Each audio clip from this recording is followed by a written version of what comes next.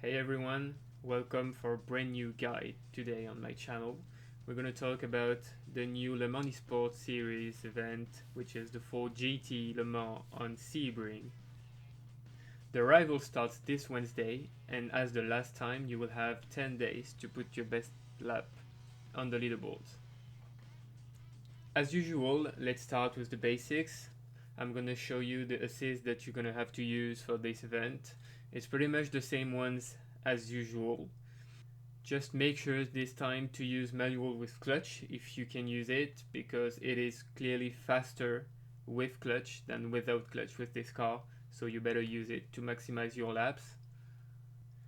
I'll let you watch the lap right now, my best lap, and then we'll come back and talk about everything you need to know to perform the best lap times as possible. Let's watch the lap and review it after.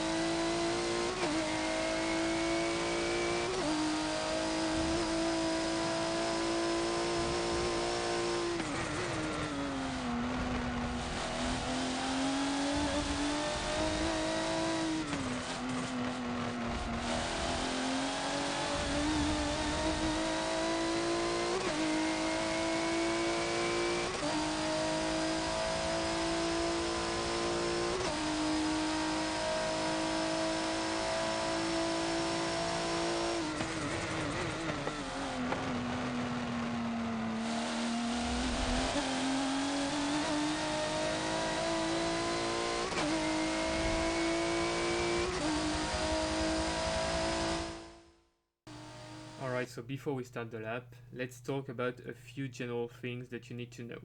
So first, you need to shift at about 6.5 to 7,000 RPM. That's where the power band is, so that when you shift, the revs go back to about 6,000. Secondly, you need really to throw the car on every corner. You really need to push the car on every corner entry, because that's where you gain the most time, and the goal on almost every corner is to throw the car, try to battle the understeer the car can have, and then let the car flow in the corner. And just after a little bit of a moment, when you let the car settle by itself, you will kind of cure that understeer, which will allow you to have an early throttle at the exit of the corner, and you will be able to see it really clearly on the first corner, because that's really one of the most evident cases. Third and last thing, you really need to not hit the inside curbs on that track on almost every corner.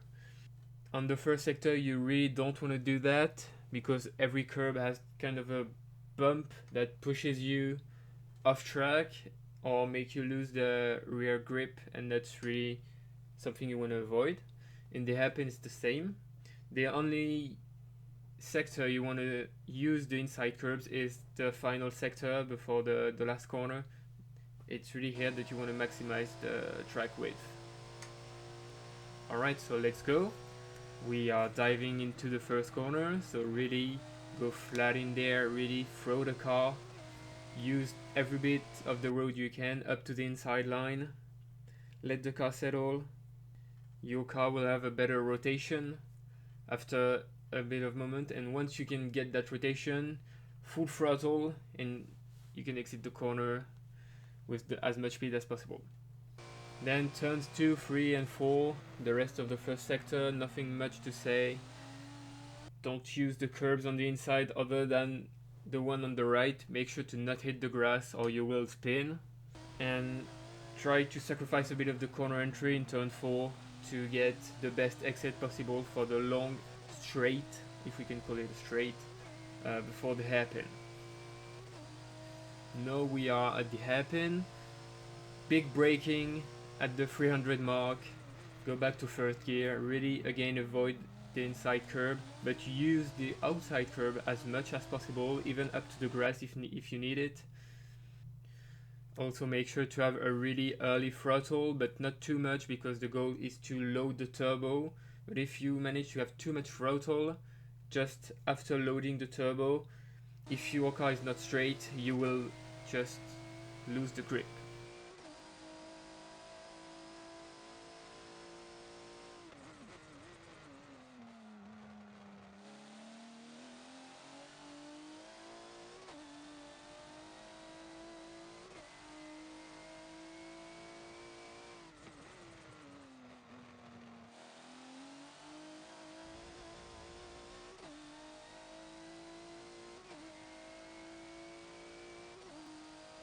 Now we are on the last technical sector. So here, this is where the rules change, let's say. You really want to use all the curves, to use all the width of the track and even more, because the curves are not too disruptive with the car, let's say. On that right hander, you want to try to clip the two right wheels on the side of the curb so that it can help the car turning, but be careful to not necessarily be on full power while crossing back on the curb, because sometimes the car loses its balance from doing so be careful on that. Same for the left curb. On that left hander, you really want to use the curb to make the car turn, but if you stay just with two wheels on the curb, you have a much higher chance of actually losing the grip and sliding. And finally, for that right hander, you really be on the line on the corner entry, really maximize your braking area, and then on the inside use all the curb, and you can go even after the curb. Even the two left wheels can be a bit after the line on the curb. The game won't penalize you for that, and you really want to use that curb. Make sure to not hit it too early so that you can have a better exit. With the big straight coming up after that, it's better to sacrifice a little bit the corner entry than the corner exit. Coming up to the final corner, brake right when you start turning on the pavement change. As you can see, the color changes. Go back to third, stay on the inside as much as possible, because the more outside you will go, the more bumps you will get. So the car will be unsettled and you won't be able to apply the throttle as early as possible. So really keep the inside, and on the exit, make sure to go as far as possible on the line.